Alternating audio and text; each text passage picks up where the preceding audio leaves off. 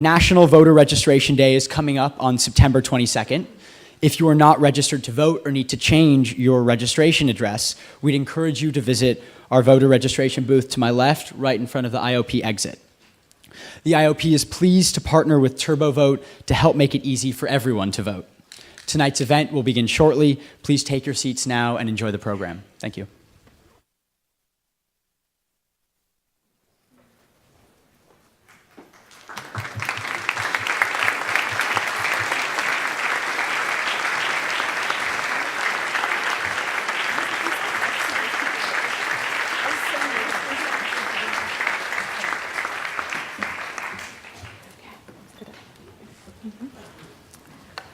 Good evening and welcome to the John F. Kennedy Jr. Forum. I'm Maggie Williams, Director of the Institute of Politics here at Harvard. And it is my pleasure to introduce our moderator, an individual who is truly a woman for all seasons. Government leader, crisis manager, terrorism expert, homeland security strategist, civil rights attorney, TV news analyst, newspaper columnist, Harvard faculty member, and mom. Juliette Kayyem, not running for governor. Juliette Kayyem is all of these and more. Juliette began her career at the U.S. Department of Justice, where she was a trial attorney in the Civil Rights Division before becoming legal advisor to Attorney General Janet Reno. She served on the National Commission on Terrorism before joining the administration of Massachusetts Governor Deval Patrick as the state's first Undersecretary for Homeland Security. More recently, Juliette was President Obama's Assistant Secretary for Intergovernmental Affairs at the Department of Homeland Security. She is a columnist for the Boston Globe, an on-air security analyst for CNN and other television and radio networks. She also hosts a bi-weekly podcast called Security Mom. We are most fortunate to have her as a faculty member here at the Kennedy School and as a member of the Belfer Center's Board of Directors. I am delighted to present Juliette Kayyem, our moderator for the evening. Thank you, Juliette. Thank you. Thank you so much. I have to say, I'm no longer a columnist for the Boston Globe, and my producer at WGBH would be mad if I didn't correct it. So I want to thank you all for coming, and Maggie, thank you. So you all are in store for an enlightening and respectful evening. I know this because I've had the pleasure of reading this book by Sam Harris and Maajid Nawaz entitled Islam and the Future of Tolerance. You'll be able to buy it in about 2 weeks. Its subtitle, A Dialogue, lives up to its promise. In it, Sam and Maajid ask basic but difficult questions about Islam, reform, and extremism. It is uncomfortable at times, but always thought-provoking. And its premise, if we cannot speak about a dominant religion in the world and a guiding force for so many in ways that are critical, compassionate, and maybe to some even offensive, then we will not advance our common understanding or create a different narrative than the one that dominates discussions of Islam today. It is an intimate conversation stemming from a dinner talk between the two of them in which Harris challenged the basic premise of Nawaz's thesis by asking, how can you say Islam is a religion of peace? And instead of that ending the conversation, each going to opposite sides of the ring, leaving the dialogue to others who are more extreme in their views, they actually search for common answers or at least a common premise. Tonight, for the first time, these leading public intellectuals and scholars take that dialogue and come to the forum. Their basic bios are well known. Maajid Nawaz is the author of Radical and co-founder and chairman of Quilliam, a think tank focused on religious freedom and extremism. He is one of the world's leading scholars and activists for a reform movement led by and for Muslims.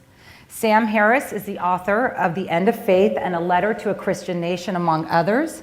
A neuroscientist and philosopher, he is the co-founder and chief executive of Project Reason, a nonprofit organization that promotes science and secularism, and also hosts a podcast called Waking Up with Sam Harris.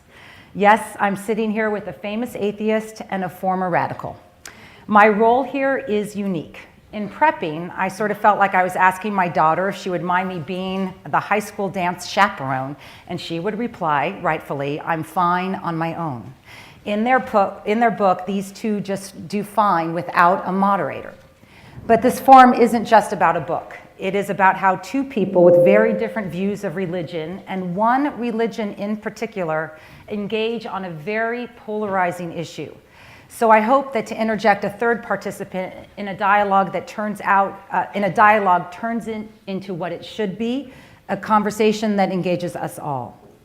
Forum moderators here at the Kennedy School have a tendency to sit in the role of asking the panelists, "So tell me how great you are," and then tell me again. That isn't what tonight is about. I will play the skeptic and the provocateur. It is a waste of your time and theirs to play platitudes. On this issue, time is of the essence. So, some ground rules. Freedom of speech and civil discourse are bedrock principles at the Kennedy School, the Forum, the university, and our democracy. With that in mind, I would ask the audience members to refrain from interrupting tonight's forum. While I understand that many of you may have a difference of opinion with one or both of them, I would ask that you respect our speakers' freedom to speech, right to free speech, as well as the rights of the audience members to listen to tonight's speaker. More importantly, there will be an opportunity to ask the speaker any question during the question and answer session. So with those ground rules, I'm going to start with Maajid. Thank you. And I have to say, I'm pronouncing your name differently because you told me how it was pronounced and I'm now forgetting. I think your pursuit, I know what it is Maajid. Thank you. Your pursuit within your Islamic faith to counter an extremist narrative is what you do for a living. It is what you write about. Seems to me a central cause given the times today and is essential given the world we're living in right now. And you came to this mission from a very personal place. And I think it's important for audience members to describe that place briefly so that they know where you're coming from. Yes, thank you, Juliette. And it's a pleasure and an honor to be here at Harvard. And thank you to Harvard and to Harvard University Press for making all of this possible. In terms of the name, the easiest way to remember it is just think of magic and put a D on the end. Okay, we got it. I blame Larry King. One of the last episodes he ever did was an interview with me, and he perverted the name to such an extent, you can watch it on YouTube. He called me Maajid Nawaz, which isn't my name whatsoever, but it's Maajid Nawaz, and thank you for that kind introduction. I called you Maajid for about a month on my podcast, and I will never hear the end of it. Yeah. Maajid is also a name, but it's just not my name. It's like Sarah and Sarah. The thing about my background in very succinct form, because of course it's something you can read on online, but I joined a radical Islamist group at the age of 16 years old due to many, many factors, which I won't repeat here. And that led to a journey for me. I ended up on the leadership of this organization. This organization known as Hizb ut-Tahrir believes, it still does believe, it's still around, believes in resurrecting a theocratic caliphate and forcibly annexing Muslim majority states under its writ, and then expanding to a point where, via offensive jihad in their own terms, they conquer the rest of the world. The method to come to power for this organization is via military coups. They succeeded in many instances in inciting military coups in various Muslim majority countries, including Pakistan, my country of origin, the last of which was a couple of years ago, where the Pakistani government announced that Brigadier Ali Khan had been arrested along with a few other plotters for being affiliated with Hizb ut-Tahrir. They are very serious about coming to power via military coups, and they were the first organization to popularize the notion that in this modern day and age, Muslims such as myself must dedicate our cause, our life's energies to resurrecting a theocratic caliphate. I joined this group at 16. I ended up on their leadership committee. I ended up being one of the first British Pakistani members to export the organization from Britain to Pakistan. Yes, that's correct. Britain is a net exporter of extremism. It went that way round, not the other way round. Though, of course, Pakistan has produced its own fair share of Taliban and other such groups. From Pakistan, I then went from there back to the UK and ended up every weekend flying to Denmark to set up the Danish Pakistani chapter. And eventually, one day before the 9/11 attacks, I arrived in Egypt, where I continued to attempt to recruit people to this cause. And in roughly 10 months after 9/11, my activities caught up with me, and the Egyptian regime arrested me, along with hundreds of others, Egyptians and a few other Brits. They eventually, after a stint in their torture dungeons and after roughly 4 months in solitary confinement, they eventually charged us. We were charged and then convicted for believing in ideas and belonging to a banned organization, at which point Amnesty International adopted us as prisoners of conscience. And from there, fast forward to completing my sentence. I wasn't released early, I had to complete my sentence. When I returned to the UK in 2006, after a period of what I have come to describe as the jihadist equivalent of living in George Orwell's Animal Farm, I reevaluated my perspective and my understanding and decided to critique the Islamist ideology while remaining a Muslim, and set up Quilliam as an organization to do that critiquing, and that's what led me to this stage here today and in dialogue with Sam. Thank you, Sam. You came to this dialogue obviously from a very different place. Your work has focused on the new atheism and a belief that we should be at liberty to criticize religions. In that regard, to make clear, your critiques of Islam really are in a tradition of your scholarship overall. But I think it would be helpful to describe to people where, your intellectual enterprise and how you came to this conversation. First, thank you again to Harvard University Press and Harvard itself, and thank you, Juliette, for moderating. When I read Juliette's bio before this event, I thought that Maajid and I should be asking her questions. So if you go back and read her bio, if you ignored the preamble, because it's very impressive. I had been studying philosophy and I've been kind of self-taught in religion for the decade of my 20s. I was very interested in religion and spiritual experience. I spent a lot of time in India and Nepal studying meditation. A full decade reading in religious traditions, East and West. Decided to go back to school to do a PhD in what ultimately became neuroscience. I thought I would do a PhD in philosophy, but then I kind of got sick of hearing the philosophers wait around for the results from neuroscience labs when the conversation turned to the topic of consciousness and the nature of the mind, which is really the center of my interest. So I was in the middle of doing a PhD in neuroscience, actually studying belief at the level of the brain, using fMRI, functional magnetic resonance imaging, to study human beings believing or disbelieving various propositions. And then people started flying planes into our buildings on the basis of really explicitly held religious beliefs. So my career as a writer, really the first few books, is what 9/11 did to my intellectual life. Essentially, it kind of preempted my research in neuroscience.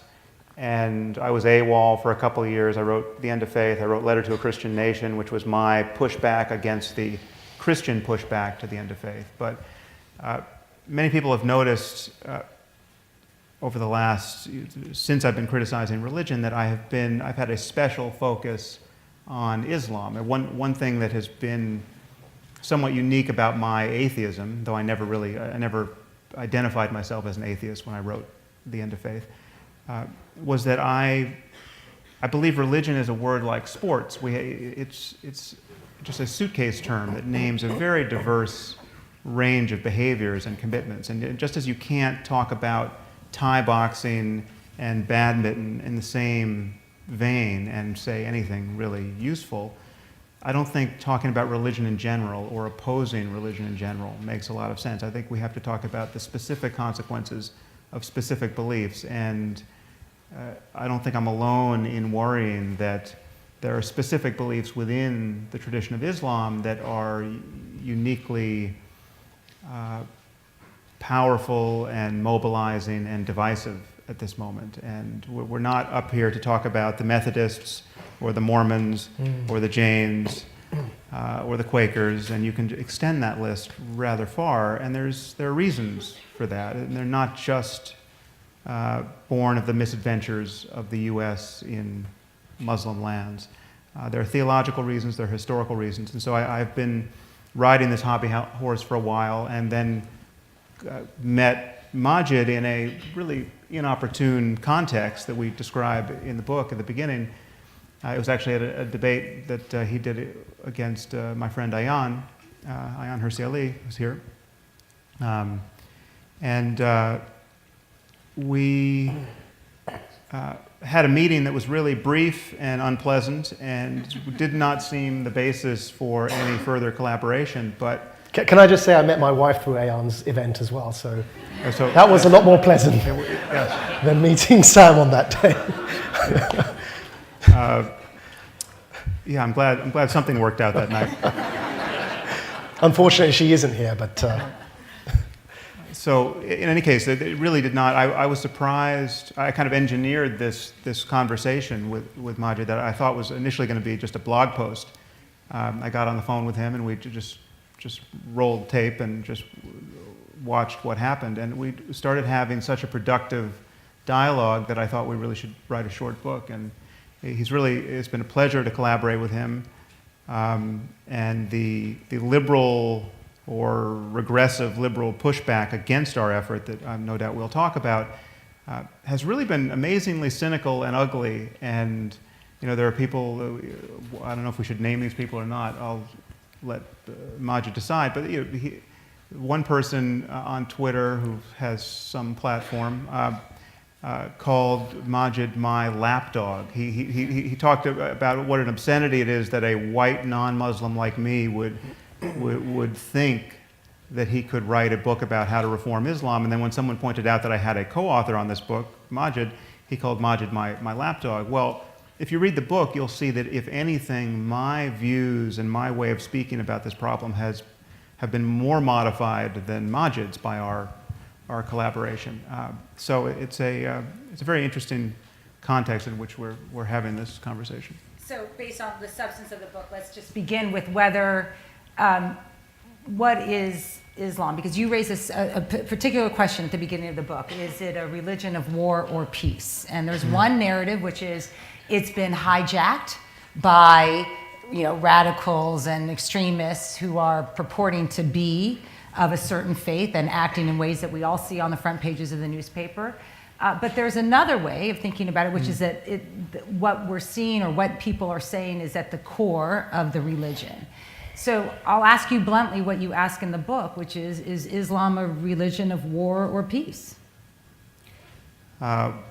Well, I'll take the first whack at that. I think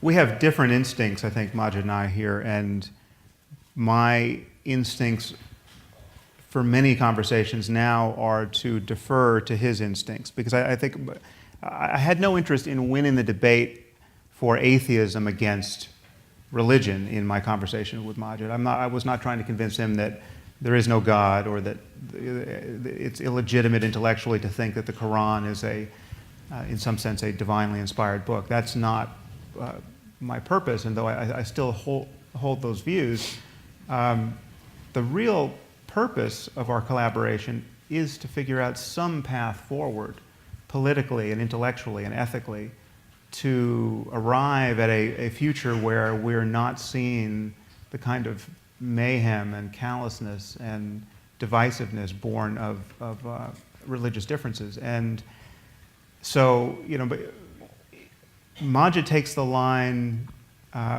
in the book that it's neither a religion of war nor a religion of peace, it's a religion. And all religions have their toxic and their benign aspects. And it really depends on just what you emphasize. I'm a little more, I think if you just catch Maajid at that moment, if that's all he says, what he's saying is indistinguishable from many apologists who are actually playing hide the ball with the articles of faith here. People like Reza Aslan and people who are well known to just dodge the matter and who think that it is tantamount to bigotry to single out Islam for any special attention at this moment in history.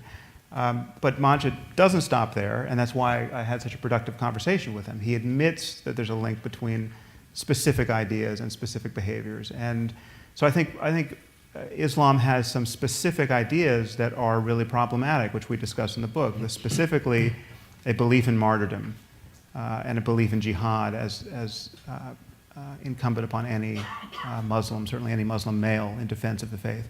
and a certainty of paradise. I mean, this is a little dark jewel of religious demagoguery that I think we have to figure out some way to destroy intellectually. This conversation is, I think, the basis of a way forward in that direction. So on the same question, but I want to touch on something Sam said earlier about this notion that any Muslim engaging in dialogue with a critic of Islam, with an atheist, with somebody like Sam or Ayan, is necessarily either a sellout, an Uncle Tom, a native informant, or any of the above. Yesterday, by a non-Muslim, left-wing, white, and particularly silver-spooned critic, I was called an Islamophobe. I want to address this head-on before we proceed, if I may, because I think it's disgusting to delegitimize my voice in that way.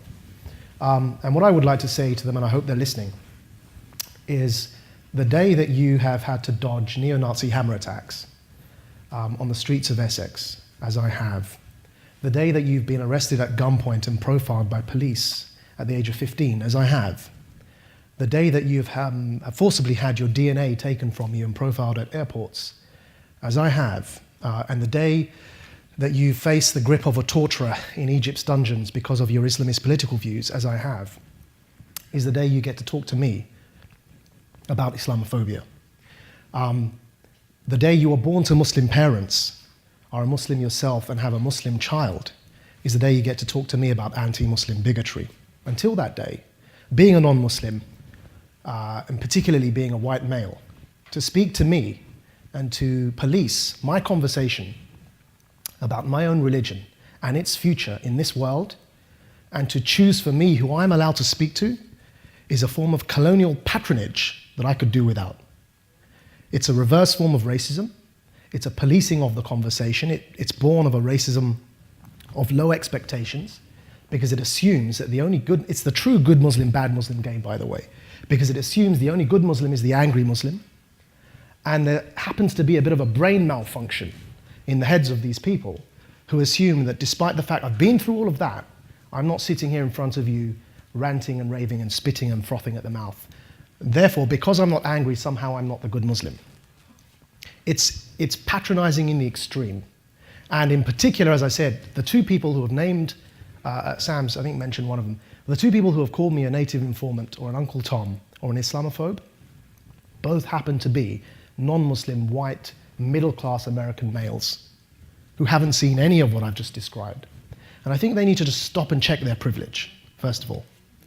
And it's sad that the debate has got to this. To very quickly answer your question, therefore, I have a right to have a view on that question. And that question, whether Islam is a religion of peace or a religion of war, for some Muslims, it's a religion of war. For the vast majority of Muslims today, it's a religion of peace. Just like for the US, for Americans, for some Americans, the US Constitution supports the right to abortion, and for others it doesn't. The same document, the same text, is the subject of dispute and fierce dispute in this instance.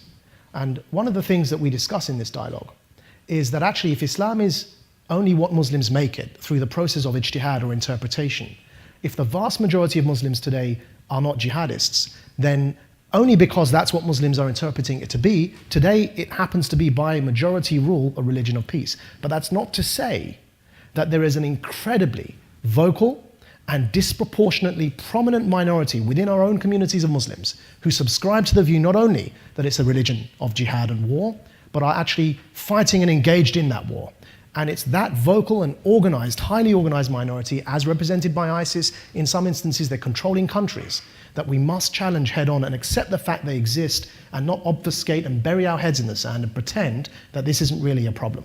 So just to pick up on this, because both of your answers, both the first part, which is helpful for people to hear, and the second part are related in the sense that this colonial patronage, or what you both so adequately call in the book the Voldemort effect, that our inability to actually say the name, which is, it is not extremism, it is Islamic extremism, and you both criticize, or at least you criticize the Obama administration about its failure to sort of use the language or admit what it is.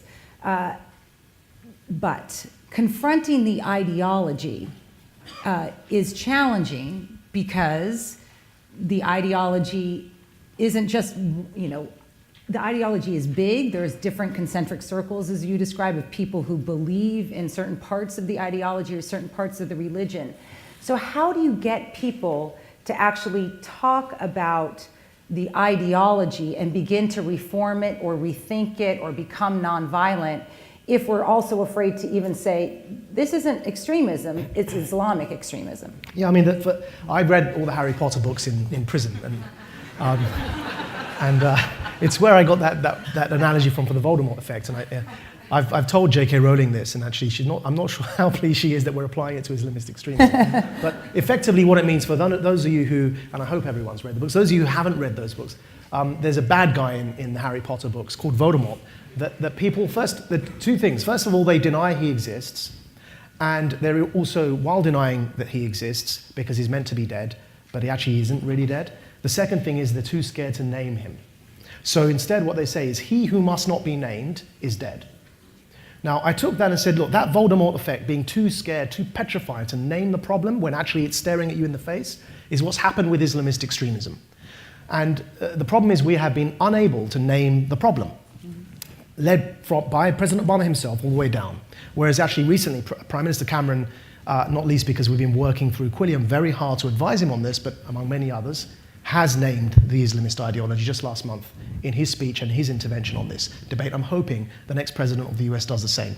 What's the problem with not being able to name the problem? There are two problems here.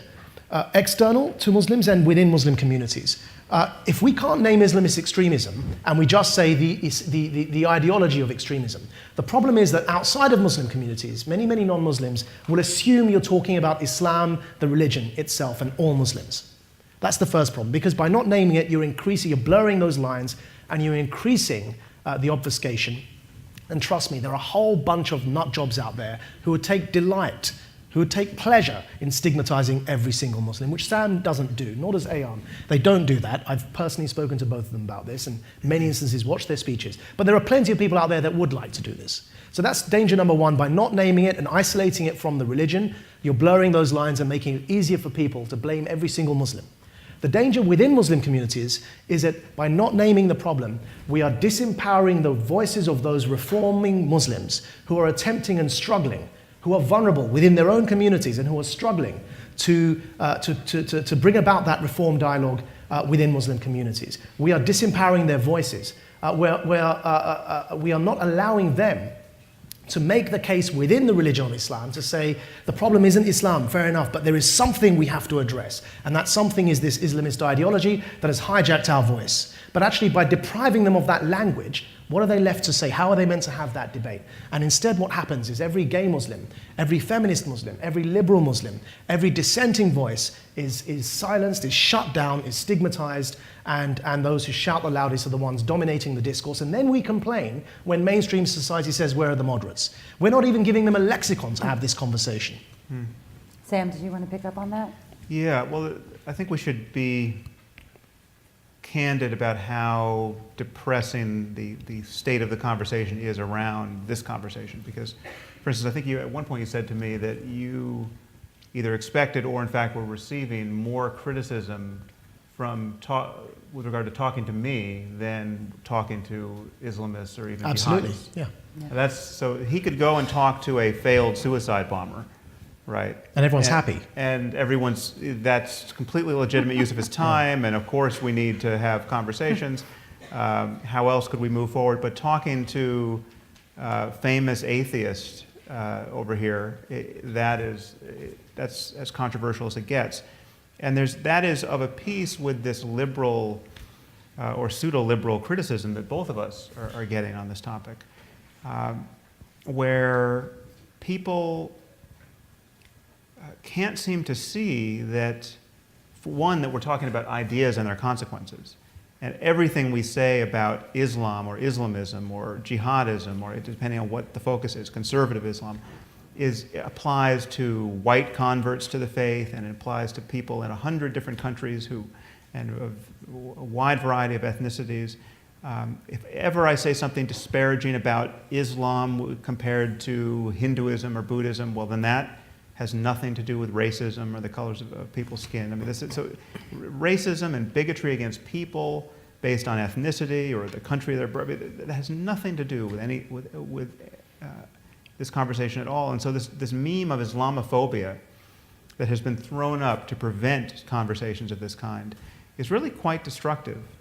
And it's something that, I mean, the hypocrisy here should be just shattering to liberals in particular, because you have, as Maajid just said, we are abandoning the women and the freethinkers and the gays and the public intellectuals and the apostates in these are the most vulnerable people on earth in Muslim societies, where you have atheist bloggers, or not even atheist bloggers, just secular bloggers. People like Raif Badawi. Getting hacked to death, and liberals are not only not giving them any tools by which to better their lives, they are castigating the people who are trying to shine a light on the disproportionate nature of the problem here. To be gay, or even a woman in a country like Afghanistan, or Saudi Arabia, or Bangladesh, I mean, these are unlucky places to be in a minority of that kind, and so it's as we argue at some length in the book, liberalism has really failed us here, and it's not. And you can criticize Christianity all you want, and liberals will never bat an eye. You can criticize Mormonism all you want, but the moment you try to shine a light on the problem of, I think, appropriately described as Islamism for this conversation, just the full armamentarium of political correctness and cries of racism just hits you full in the face, and it is a thankless job. Nobody wants to do this. Nobody wants to have this conversation because it is so poisonous, especially on college campuses. One of the good things that's come from, for me, that's come from our dialogue is that at least I'm sensing that the emphasis has shifted from one about the metaphysical conversation about whether God really exists or not, to the political and social values that we need for just and stable societies. And that's where I'd like to see the conversation go. Because I think the metaphysical conversation about whether God exists or not is less interesting to me. What's more interesting is that you can have the Church of England in the United Kingdom, but they won't be chopping people's heads off, and they won't be lashing people like Raif Badawi just for writing a blog in Saudi Arabia. And so if we can get to that stage, then we can have these conversations without fear of attack and and lynch mobs coming to the doors. So I'd like that emphasis, and I think this book leads to that. I don't know if you agree, Sam, but I think that what comes from this dialogue is that the emphasis is very clear and loud, is on reasserting liberalism and civil liberties and human rights that cut both ways. Not just in favor of minority communities, but also in certain instances, minority communities have responsibilities to others, to mainstream society, to reciprocate those civil liberties in their interactions. And I think that's the focus that I'd like to continue through these dialogues with others, to make it sort of a real focus on liberalism and values and ideas rather than whether God exists or not. But Sam, I think that's right, and the substance of the book gets into that. Sam, though, you highlight in the book that the two basic tenets of Islam, it's hatred or rejection of infidels, and this notion of a post-earth paradise, means that linking Islam with liberalism, right, with gay rights, women's rights, whatever you want to call it, may be desirable, but it's essentially based on a pretense. It's essentially intellectually dishonest. Is that fair, or do you think that they are compatible? Well, the path forward that Maajid really found in our conversation, and you'll see that it took some effort to convince me to sort of follow him through that keyhole-sized aperture in this just wall of medieval ignorance, is that basically that by the lights of Islam, there is no true Islam. There's no pope. There's no place to stand within Islam to say that your view of the faith is the truly canonical one. And so there is a radical kind of pluralism there, which reformers can take advantage of, where you can say, listen, there's whatever, you can be as doctrinaire as you want. You can be right of Mullah Omar in terms of your theological commitments, but what you can't be is someone who thinks that applies to all Muslims for all time.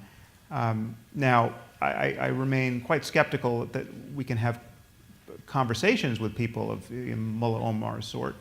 We're not going to have a dialogue with al-Baghdadi or the rest of ISIS, but as a general matter, from Maajid's side, that the way forward is to recognize that this pluralism demands a commitment to secularism. It demands, because there is no one version of Islam, you can't, you have to keep your version in this zero-sum contest with all these other versions out of public policy and out of politics. And then that commitment to secularism can hopefully open a space for genuine liberalism and a genuine commitment to all these other values that we want, which aren't best expressed in any religion, frankly. They're the result of a modern conversation about ethics and politics and human rights.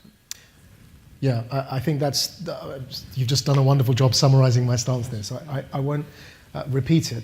But I think it's important, if you read the dialogue, you'll see that there are some surprising positions that traditional Islamic theologians have taken, which have been very literalist stances, but have led to very liberal outcomes. I'll just mention one, and I think it's important at this stage for me to say, look, I'm not a religious leader. I'm not even devout. I want to make that very clear. Some of you will see me, and you'll see me doing things that aren't typically devout. I won't elaborate. But that's because I don't claim to be devout or religious. I am a Muslim who is not devout. Secondly, I don't speak on behalf of all Muslims. I'm not a leader for Muslims. I'm not a religious leader. I'm not a community representative. In fact, I find the whole concept of community representatives troubling and problematic. In particular, they tend to be aging men, graying men who are especially socially conservative, who deign to speak on behalf of everyone. So I don't subscribe to that model in the first place. So I don't want anyone to think what I say means all Muslims must think this. But that's part of the beauty, you see. That's exactly what I'm advocating, to open that debate up to pluralism. We have within Islamic history and theology a concept, because there's no clergy, as Sam mentioned, that if anybody subscribes to a religious injunction and they are correct, they get 2 rewards, فَلَهُ أَجْرًا. And if they are incorrect, فَمَنْ أَخْطَأَ فَلَهُ أَجْرٌ. They still rewarded 1.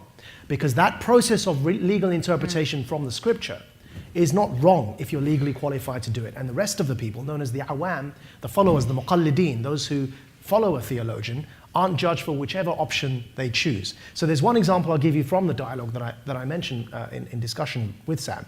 And that is that from the earliest exegesis of the Quran, from the earliest tafsir, the Hanafi school of law, comes a man known as Abu Bakr al-Jassas, who was the first mufassir, or the first exegete of the Quran, to elaborate and explain upon its meanings.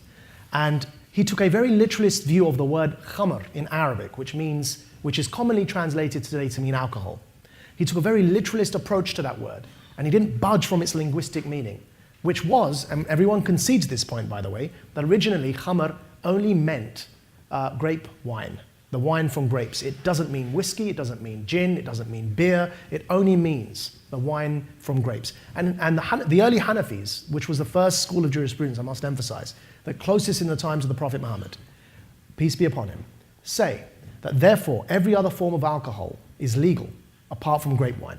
Now that sounds like a particularly outright position today when considering where the state of affairs are for the vast majority of Muslims who don't touch any form of alcohol. But I give this example not to take a position on it, but simply to emphasize something. And that is that form of pluralism that existed in those early years, that has been lost because of the rise of both fundamentalism and Islamism, and I distinguish between the two in the dialogue. The only way forward is for us to recognize that. And of course, relative to medieval periods, it may have been good, but actually there's a lot in the medieval time that we don't want to reclaim. But we have to just recognize that exists, because no one has the right to claim that they have the definitive view on any scripture, on any text. So the logical conclusion from all of this can only be secularism, because there's no pope in Islam. And that's essentially, in a nutshell, what I'm arguing in the dialogue with Sam, and what I hope that Sam has kind of recognized in what I'm saying as well. Maajid, I know we have to go to questions soon. I want to ask you, though, about grievance and what you hear, and I know there's no single spokesperson or whatever, but and violence, because I think from the perspective of people who are from the United States who see what's going on in the world, the linkages between wrong linkages between the religion and the grievance that then leads to grievance of US policy, grievance of Iraq, grievance of Afghanistan, whatever it is, to then violence seems to be a straight line. So what do you say to the person who says, look, people can be, annoyed at the US for all sorts of reasons. Why is it only one religion that actually takes that grievance to violence and therefore requires all sorts of, policies by the United States for good or for bad, which then leads to a new level of grievances, which then leads to more violence? So just for those who aren't familiar with these debates, which in the policy circles, as you're very familiar with, are quite common, the question is whether radicalization is caused by foreign policy grievances, and therefore do we need to change our foreign policy, or is it caused by, say, ideology and something else entirely, and therefore we need to address ideology? What I say is that human beings react to circumstances differently. We're not all the same. We're social animals. We're not like water. We don't all boil at 100 degrees Celsius, and we don't all freeze at 0. And so actually the best way to explain this is it's usually radicalization is due to a combination of factors. There are 4 factors I name in the dialogue with Sam. I talk about grievances having a role in that. If somebody's not angry, they're not going to look for an alternative form of discourse in the first place. So there needs to be an anger there. So there's an element that the grievances play a role. Then there's an identity crisis that comes about. Then there's a charismatic recruiter as a third factor. And the fourth is the role that the ideology plays. But this overly simplistic view that because I'm angry at US foreign policy, it means I'm going to blow something up is a terrible, terrible racism of low expectations of Muslims. It assumes that a brown young Muslim man, because he can't handle his anger, is just going to blow something up. It's a terrible explanation for what's going on. And actually, Islamists promote it because they want US foreign policy to change. They tell us that all the time. Bin Laden's speeches were all about changing policy towards the Middle East because he wanted to stop the support for Arab regimes so that he could overthrow them, as happened, eventually with the Arab uprising. So it's no surprise Islamists peddle this myth, but it's actually particularly worrying when those on my own political biases, the political center to center left, peddle this myth. Because the problem I have with it is the following. Look, I opposed the invasion of Iraq from a jail cell in Egypt. I've always been opposed to the Bush Jr.-led invasion of Iraq. But what I can't do is say that that's the reason ISIS exists. Of course, there's a contributing factor. We can't say that it's got nothing to do with it. But what I can't say is that that's the reason, that's the cause. Because if you think about it, you follow that logic through, why on earth are ISIS enslaving and raping Yazidi women en masse? What did these poor Yazidis do to anyone, anywhere? Which country did they invade? Or if you go to Afghanistan and look at the Taliban, what is forcing a man to grow a beard at the end of a lash of a whip, or forcing a woman to cover her face and her entire head, or stoning her to death because she's holding hands with the wrong person? What does any of that have to do with any invasion of any country? So there's something a bit more going on here, and it's too simplistic just to put all the blame on foreign policy mistakes. And of course, America, when it intervened in Kosovo to save the lives of Muslims, never got the credit for that. So it's a very simplistic worldview, and it needs to be challenged. Sam, picking up on Maajid's point, for a well-known atheist, why are you engaging in this conversation? I mean, what is it that would be, let's say I know you're not in politics, but that you would want to see change because of this conversation? Or is it just a good conversation to have? Well, I think this is the political and ethical problem of our time. I mean, in the largest, most generic sense, I think the contest between good ideas and bad ideas, and the contest between good methodologies at arriving at ideas and bad ones, I think that is the most important distinction to get right, both personally and at the level of societies. And religion at this moment has a monopoly on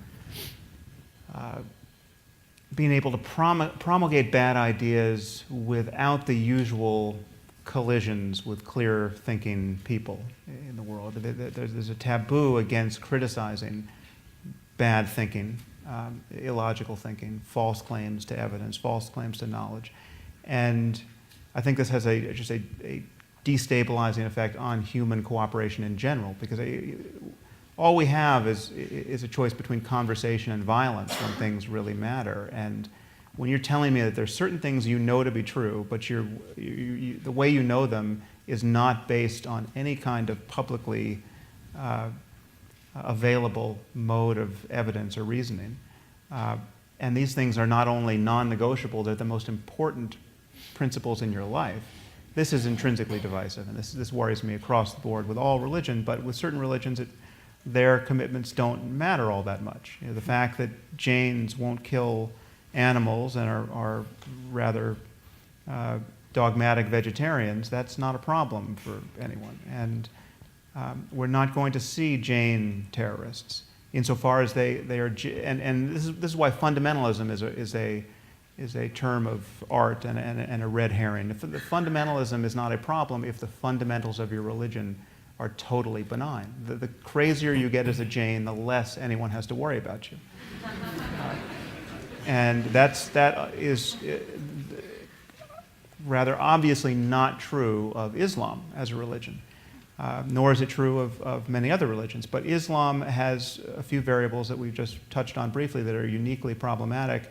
And if I could just touch on this notion of grievance that Maajid just discussed, I think we also have to admit that certain grievances really are just born of religion. They really are just theological. And if you push back hard enough on the theology, discredit the theology, that is what you need to do to contain the risk born of these grievances. And so, drawing cartoons about the Prophet Muhammad, right? Now, if I took out a piece of paper now and drew a cartoon, a stick figure, and said, "This is Muhammad," it's not implausible to worry that the rest of my life will just be this deranged attempt not to be killed by some religious maniac who thinks I have crossed a line there.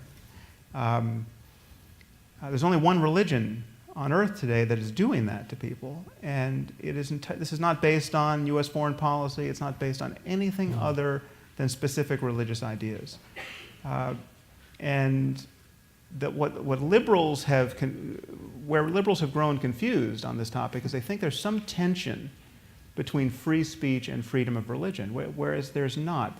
If your free exercise of your religion requires that I follow its precepts, that's not freedom of religion. That is theocracy.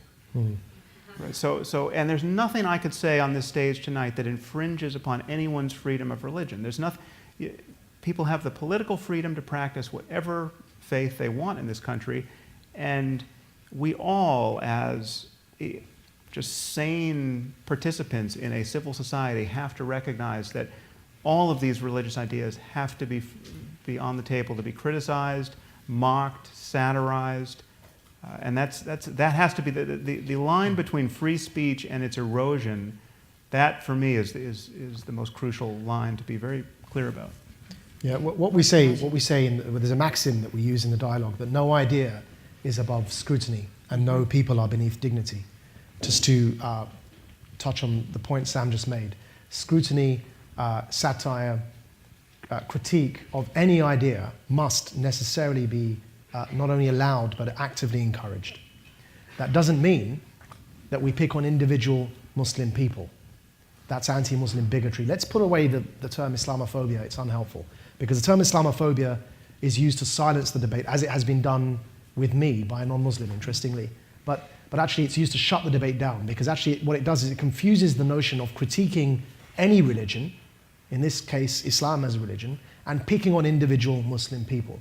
So for that I use the phrase anti-Muslim bigotry, which is real and it exists, especially in Europe, with the rise of far-right parties across the continent. It's real and it exists and it's a problem. But that's not the same thing as scrutinizing any religion, and in this instance, the religion of Islam. So no idea is above scrutiny, and no people are beneath dignity. If you want to just imagine the line between those two, It's quite easy to imagine. There's a difference between Sam drawing a stick figure and holding up a stick figure and calling that the Prophet Muhammad. Incidentally, I retweeted a stick figure of Jesus and Mo. Jesus saying hello and Mo saying how you doing. And it was not offensive to me in any way. And I said, Allahu Akbar minhu, which means God is greater than to take offense at this stick figure, right? And I got lots of death threats for it. But the difference between that, which is focusing on the founder of one of the world's greatest religions, my religion, and between that and actually saying all Muslims are inherently disease-ridden, rabies and vermin in the continent of Europe, and we need to cleanse Europe of them. That's a very, very different statement. And sometimes we just, in our anger, irrational anger, we confound and confuse those two. I was on the way preparing for this dialogue today. I was in the gym, working out.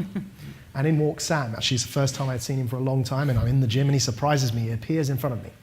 So I look at him, and I think, oh my God, I feel like a bit like Apollo and Rocky here. So Apollo lost, so you can be Apollo. But what happens is I'm in the middle of training, and Sam pulls his headphones out and says, you can tell them that I'm listening to Nusrat Fateh Ali Khan. Now, for those of you who don't know, Nusrat Fateh Ali Khan is a very great and late Pakistani Sufi mystic singer, respected across the world by some of the best musicians, including the Beatles, who had great reverence for his music. And he's a Sufi leader in Pakistan. I happen to have him on my iPhone as well. But the reason I mention that is here's Sam Harris, who's often accused of anti-Muslim bigotry. Let's put aside the fact that who on earth trains to Sufi mystical music in the first place, right? I mean, there's me with techno dance going in my head while I'm trying to lift these weights, and he's listening to very, very calming, soothing Sufi music while he's training. But putting that aside, here's a man who's often accused of anti-Muslim bigotry, listening to Sufi music. Now, that's because he understands the difference between scrutinizing an idea and having or harboring anti-Muslim bigotry as a person. And if he didn't understand that idea, he would not be listening to one of the greatest Sufi mystics and musicians that Pakistan has ever produced. Instead, he'd be boycotting that man because he's a Muslim. And I think it's important just to emphasize that point and make that distinction.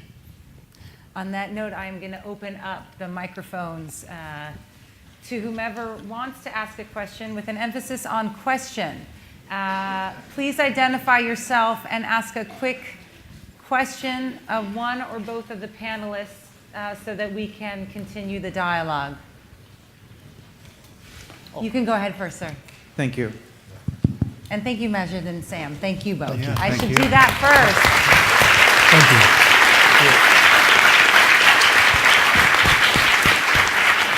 And to say that we literally got through about 10% of the depth and sensitivity and creativity of the book is an understatement. So stay tuned.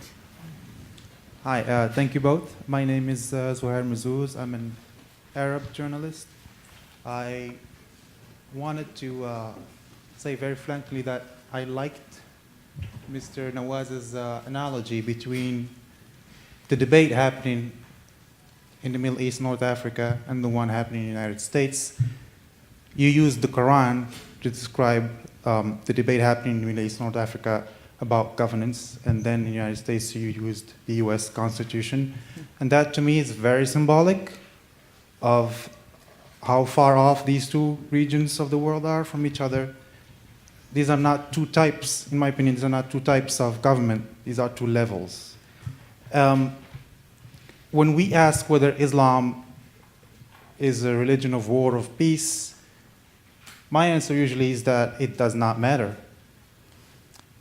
If you ask that question about Christianity in the United States, it won't matter because you live in a society that protects thought, freedom of religion, freedom of choice, freedom of conscience. And the dream of us, our dream in the Arab world is to reach that level where we can actually not care whether any religion is a religion of peace or war, because we are in a place that is governed by rule of law, freedom of choice, free speech, all these universal human rights. Which is why I have a big problem with the term Muslim world. Can I have you ask a question now? Yeah, sorry. Thank you. That's okay. Yeah, So, that was my question. Do you think we should keep using that term, or is it more convenient because it's simple for the rest of the world to understand us? Thank you. Okay, so may your kind multiply. I really, really hope that lots of young Arabs like you speak in the way that you just did, and it's incredibly encouraging to hear you say that. I agree with everything you said. If you notice in my responses to the questions, I don't say Muslim country, and I certainly don't say Muslim world. I say Muslim majority countries. To take Egypt as an example, 20% of Egypt's population are Coptic Christian. So it's not a Muslim country. It's a country for Egyptians. If we're discussing having a religious discussion, then that's why I'll say Muslim majority, because that 80% is a majority, but it's unfair on the minorities to call it a Muslim country. It should be a secular republic. Secular in the American, not the French sense of the word. So no, I don't use the word Muslim world either, because it unfairly homogenizes 1.6 billion people and assumes that they all think the same both in religion and in politics. And in fact, they probably disagree more with each other over religion and politics than Europe and America do. So it's an unfair homogenization, and I thank you for your intervention. Hi, my name is Jonathan Topaz. I'm at the law school. I just had a question. I was recalling earlier in the day a United Nations report that was describing the democracy deficit in the Arab world, and that report from maybe 5 years ago basically was running regressions and whatever they were saying, and said that the problem in the Arab world in terms of the democracy deficit, so to speak, has very little to do with Islam and has much to do with political, economic, social factors, institutions in the Arab world, and the fact that these countries are Muslim majority has very little to do with it. I'm curious why, when you're speaking about illiberalism, values towards women, things of that nature, why you believe that the isolating factor is in fact the Muslim religion, as opposed to some of those other factors that have driven illiberal societies there. Thank you. Sam. Was that for me or Maajid?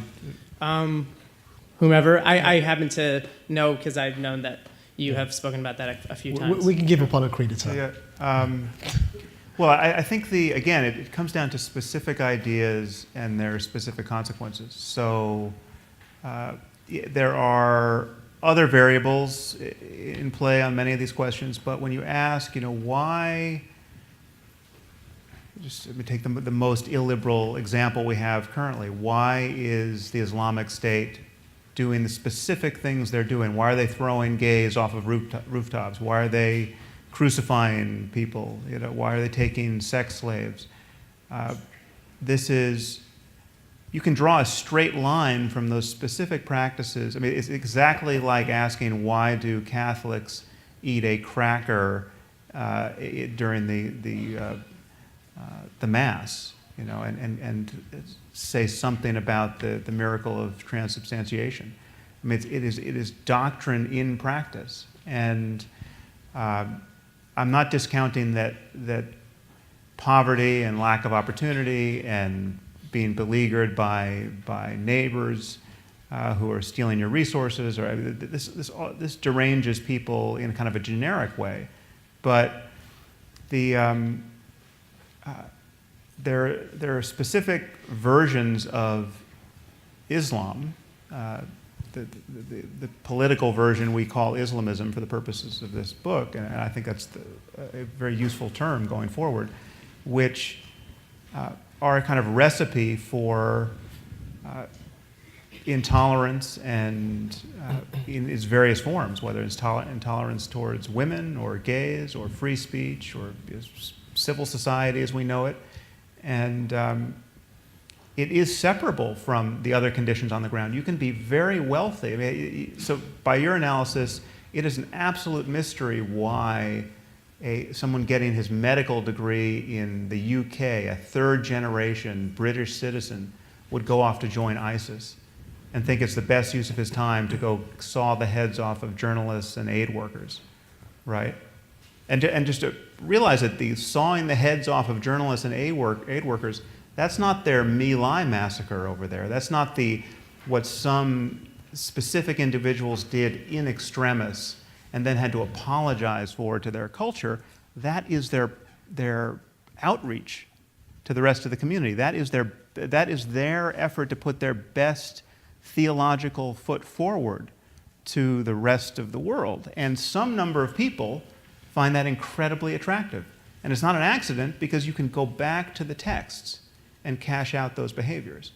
And that's the problem we have to be honest about and deal with. And that's, you can, there's a time and place not to spell it out in all of its gory reality. And so I'm not a diplomat. I'm not a politician, and I never will be. And there's probably obvious reasons for that. But yeah, it's not purely a matter of politics and economics. Though it includes that as well. Yes. Yes, yeah, no. It includes politics and economics Absolutely. too. Yeah. Hi. Hi. My name is Samir Shaibi, and I'm a student here at HKS. So I have a question that kind of stems from a couple of comments you made tonight. Have you looked at, either through conversation or within the book, at the premise of self-critique or a reassessment of the religion from within the I guess the Muslim community? So that question basically stems from one comment you made on has an answer to the very first question that has been asked, whether Islam is a religion of peace or war. You said martyrdom is very much part of Islam, but I feel also that, caveat here because I'm Muslim, the religion can give us the tool of doing that self-critique. In the Quran, there is mentions of martyrdom being a lesser form of jihad, because Islam is very much a religion of self-struggle first, and martyrdom and going to do jihad is kind of a last resort kind of choice. And the other thing is that the other comment that kind of stemmed that question is the thing you said around rights of women, gay rights, etc., etc. I think when it comes to women, I think we should make a difference between what the religion say and what the cultural aspects of certain society push people to do so. And I'm not sure whether you make that kind of difference within the book between what cultural aspects and religious aspects kind of taught those societies. Yeah, a little bit. We don't really go into much detail on that particular point, but I certainly acknowledge those differences, and there's kind of a spectrum of effects. There's what's in the Quran, there's what's in the Hadith, of the larger literature that recounts the sayings of the Prophet, and then there's the rest of culture that has been accreted around these texts. And yes, certain things are just excruciatingly clearly spelled out in Scripture, and certain other things are just inferred by association with what's there, and then certain things are just a matter of culture. And I think it matters, however, that Scripture, and this is not just the Quran, this is most Scripture, it matters that these texts are, ethically speaking, not the wisest books we have. And it matters that most human beings think they were dictated by the creator of the universe. You could improve the Quran and you could improve the Bible in 5 minutes to the benefit of everybody. And yet we can't rewrite these pages, so we're stuck with figuring out how to convince billions of people to interpret them in the most benign way. But if every page of the Quran had on the bottom of it a little footnote saying, oh, by the way, don't kill anyone for their beliefs, and homosexuals just fine, don't worry about it. And women are the equals of men, despite what I seem to have said in these other surahs, women are every bit the equals of men, we would live in a better world. Muslims would live in a better world. And it's hard, because the Quran doesn't say anything like that, and because the Quran gives you a very plausible rationale for viewing women as the property of men more than truly their equals, Muslims are left trying to do some very acrobatic theology on that point, and they have to do that acrobatic theology. And Maajid is convinced that they have the tools to do that, and I think you're convinced that they have the tools to do that. But it would be a hell of a lot easier if somebody with 21st century values could just write a really good page in the Quran and slip it in there. So on this point, thank you for your intervention. And if I'd like to say something on this as well. So personally, for historical, we also address whether the Quran should be censored or changed in the dialogue. And we both end up agreeing that for both historical and pragmatic reasons, actually it's an absurd idea. You want to preserve a historical document as it is. You don't want to start editing historical documents and pretending they never existed, because they have value in and of themselves. And that's me speaking just through a secular lens. But at the same time, Muslims, and I'm really glad with what you said and the way that you view your faith, but unfortunately there are many, many others who don't, and they're causing some problems in the world today. So I think we have to confront that head on. And though we know that lots and lots of people think like you and me, we also have to be honest and acknowledge that others, when they see passages in the Quran such as as-sariqu was-sariqatu faqta'u aydihima, the male and female thief, cut off their hands, or az-zani was-zaniyatu fajliduhuma mi'ata jalda, the fornicators, lash them 100 lashes, or so on and so forth, that are passages directly from the Quran, that there are people out there that take these, not just individuals, there are regimes that take these passages vacuously and enforce them upon the rest of society. Saudi Arabia is one such example. It still beheads people, it still cuts off hands, albeit surgically, for theft, and it still lashes people for blogs, as I mentioned, Raif Badawi, who's being lashed as we speak. So there are entire regimes, and there are groups such as ISIS, who follow that vacuous interpretation of what they literally find within the passages. And I think it's incredibly helpful if Muslims like you and me own that, are honest about it, say, yes, there's a challenge we have here, and let's open up that debate. One of the things I mentioned in this dialogue with Sam is that how historically people have got around some of these issues. The last ever legitimate caliphate for Muslims, you will know, was the Uthmani Khilafah, the Ottoman Caliphate. The Ottomans took these passages known as the Hudud laws, the penal codes, and the Sheikh of Islam of the Ottoman Caliphate, the leader of the Ottoman Caliphate's theological reasoning, came along and said, through religious reasoning, he said, we're not going to use this anymore, and he adopted the French penal code instead. And that was done in a caliphate by the Sheikh of Islam. Right? So there have been attempts to reconcile this, but today, sadly, due to the very modern rise of Islamism and fundamentalism, which have been rising side by side, perhaps I should just distinguish. Islamism, for me, is the desire to enforce any version of Islam over society. Fundamentalism, or incredibly conservative religious practice in a Muslim context, is those who are incredibly rigid and socially conservative and regressive in their practices, even if they don't want to enforce those on others. Both phenomena have been rising. The Saudi form of Salafism has been rising, and Islamism has been rising. And they're competing with each other for Muslim attentions. We've got to be honest and challenge that head on. And I really do wish, more Muslims were as vocal about this challenge as they are, unfortunately, vocal about irrelevant things such as people in Europe depicting cartoons, which frankly shouldn't hurt God. It doesn't hurt God. It doesn't hurt you or me or the Prophet. It shouldn't hurt anyone because it's a cartoon. But we'd rather burn buildings and kill people over that in Muslim majority countries like Afghanistan and Pakistan, where they're killing each other over cartoons thousands of miles away, than focusing their attentions on the self-scrutiny that you very correctly mentioned. They should be looking at their own societies and how to improve them. Thank you. So we are going past the allotted time, so I want to make sure, until I get the heave-ho, I'm looking over there. How about two more? And then, okay. So you, and then you were the first. And I apologize to everyone about this, but lots of questions. Go ahead. Hi there. My name is Connor Riley, and I'm a junior at the college. And my question is for Apollo, but Rocky, you are welcome to hit me too if you are so Stuck. Right, I am. I'm Apollo? Okay. Yeah, I guess that's what we went with. So towards the beginning of the talk, you made a really interesting point about destroying an idea intellectually.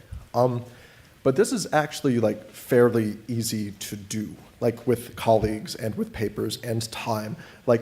On an intellectual level, defunding an idea is actually not terribly difficult. But it gets very difficult when you're trying to do it culturally, and even more difficult when you're doing it on an individual level. Another example that isn't necessarily tied to Islam would be like global warming, right? There's overwhelming evidence from the scientific community that, human behavior is affecting the climate, yet you're going to have a group of the population who will sit there and no matter how much you speak to them will say that this thing isn't happening. So I guess my question for you, and maybe based on your experiences and based on conversations that you've had, is how, if you were having dinner with someone and you needed them to think a new idea that disaligned with something that was really salient to them, how would you structure a conversation space to get this person not necessarily to destroy this idea for themselves, but at least to think a new idea that might misalign with a belief they already have? Because like this is the problem. Like this is something that is catastrophic that I can't get around. Well, it's, as you say, it's a huge challenge, but it can be done. My inbox attests every day that it can be done. Many people think that based on, I don't know if it was George Bernard Shaw or Mark Twain, or I think they've both alternately been credited with this quote, but you can't reason somebody out of something they weren't reasoned into. But you've practiced it a lot. Yeah, but that's just false. I mean, you can reason people out of their deeply held beliefs that they didn't reason themselves into, but they're just acquired with mother's milk, or they reasoned themselves into, and they can reason themselves out of it, just based on some continued conversation. And do you do that with questions, or you do that with stubbornness? Well, you do it by continuing the conversation, and as long as, I mean, this is the crucial matter for me is, can we talk about it? There are certain people who are saying, listen, we can't talk about it. If you say X, Y, and Z, I'm just going to come and kill you, right? That's the really clear line between the 21st century and the 14th century, right? And we have to hold that line. And there are many, many liberals, far too many liberals, on this campus and every other, and in every journal, like with prime offenders like The Guardian and The Nation and Salon. I mean, the people who are just giving away our freedoms with both hands, desperate to do it, and will condemn as a bigot anyone who complains. And so we have a battle for civilization right here that has nothing to do with suicide bombers. It has to do with people just totally losing the plot ethically and politically and intellectually. But yeah, it's just you have to keep putting pressure on bad ideas, because that's the thing about bad ideas. They don't respond well to pressure. People have internal contradictions in their lives that they can notice because they're, do you think prayer works? Many people say, yes, absolutely, I think prayer works. And then you say, okay, well, we have a new airline where the pilots are just going to rely on prayer to land the planes. Tickets will be cheap, and you can very cheap. Sign up. Who's going to sign up for that airline? If the pilot comes over the PA system and tells you that he's convinced that prayer is all he needs to land this plane, you're just going to see just stark terror on the faces of even the most religious people. And so that's a contradiction that can be pointed out. And we have to do that 1,000-fold and just keep doing it. But as you say, global warming, evolution, these are the jury's not out on questions, and many people just don't subscribe, and it's a failure of conversation ultimately. Thank you. I want to thank this young man for ceding the microphone over, and to you for a question, because we wanted to get a diversity of questions as well. So thank you very much for your question, the last one. No pressure, right? Thank you again. So my name is Rana Abdelhamid. I'm a student here from New York City. And I just wanted to go back to your point about just the anti-Islamic bigotry and hate crimes. So even though we can sit here and have a conversation about the difference between Islam, Islamism, and fundamentalism, oftentimes media does not necessarily distinguish between these things. And it's very easy for, like you said, right-wing groups to take these ideas and kind of continue to dehumanize the image of what a Muslim is, and creates an increase in hate crimes, an increase in anti-Islamic bigotry. So I'm wondering what you would say to that and how you're able to separate these things and have this conversation, especially within the Muslim community, when it's so hard to kind of fight that external battle as well. Thank you for your question. I recently wrote a column. I've just started the regular column for the Daily Beast, and my last piece was actually on the rise of bigotry across the spectrum. And I cite a statistic which is incredibly worrying, and that's the London Metropolitan Police have said that anti-Muslim hate crimes have risen by 70% within a year in London. Anti-Semitic crimes have also gone up to the point where government ministers are giving speeches about how concerned they are with the rise of anti-Semitism. I think bigotry across the board, because, and I tie it directly, personally I tie it to identity politics and the rise of identity politics, people seeing themselves as part of their group and all others as the out-group. I think that leads to division and bigotry, but that's another conversation. But on your question, it's certainly a huge, huge issue in Europe. Communities are being divided along these lines, and attacks are taking place against synagogues across Europe. We saw some of those violent attacks where terrorists, once they finish attacking journalists, the very next place they go to is a synagogue, and start attacking Jewish people. We're speaking on Jewish New Year, and it's a huge, huge issue across Europe where, in France, Jews in particular, for example, don't feel safe. And then likewise, as I said, in London, if anti-Muslim attacks have gone up by 70%, women who look like you don't feel safe walking in the streets because they're worried about being attacked. And that could be my grandmother, who also wears a headscarf. So I can assure you that I have every concern and worry. As I said to those non-Muslims who are trying to police my conversation in this, look, I have a Muslim child. I have Muslim parents. I have a Muslim grandmother who covers her head with a headscarf. I'm directly affected by the rise of anti-Muslim bigotry, and I'm a Muslim myself. And I've been attacked. I've been profiled. It's a huge concern. My only issue would be that the way to challenge this is to throw open that conversation. I think the Voldemort effect, as it did in the Harry Potter books, we'll run with that analogy. If we don't name the problem, it increases the hysteria, and which was one of the genius aspects of J.K. Rowling's usage of this device, of creating an enemy that we're too scared to name, because it only increases the hysteria. If you can't identify what you're worried about, you end up generalizing about everyone. And so why I push the term, you can go online, there's a very polite and civil debate I had with Fareed Zakaria on CNN, on Anderson Cooper's show, about whether we should use the word Islamism or not. I like to think I did quite a good job. I mean, maybe Fareed Zakaria will disagree. But actually, I elaborated on this point, that if we as Muslims don't isolate Islamism from Islam and then define what we mean by Islamism, and say Islam by definition isn't definable because it's a religion like any other. It has all the denominations and sects and interpretations and disputations that all other religions have. But Islamism is this thing here, and we define it as a desire to impose any version of Islam over society. And that's what we're worried about. That's what we're challenging. If that's a Muslim-led conversation, you will find eventually that understanding spreads, as it's done in this instance. I like to think that Sam's conversation around this has developed more nuance since we began our dialogue, and likewise I've developed. Since discussing with Ayan and Sam on these issues, I've changed my views on many things. That's the beauty of conversation, and the only other alternative to this learning process that we all have to go through. And by the way, we'll make mistakes in the process as well. We will stumble and fumble our way through this. Sometimes I'll say something stupid, sometimes you will, many times he can.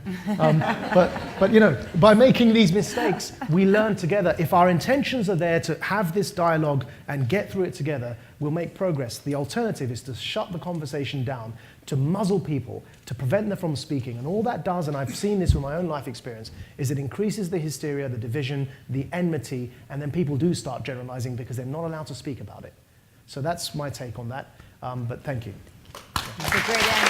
Maajid Nawaz and Sam Harris, I want to thank you both. Thank you. And thank the audience for your listening. The book, once again, is Islam and the Future of Tolerance, a Dialogue, Harvard University Press, in about 2 weeks, as I look over at the editor and a nod. And thank you both very much Thank you, Juliette. for being here. It was excellent. Thank you. Thank you.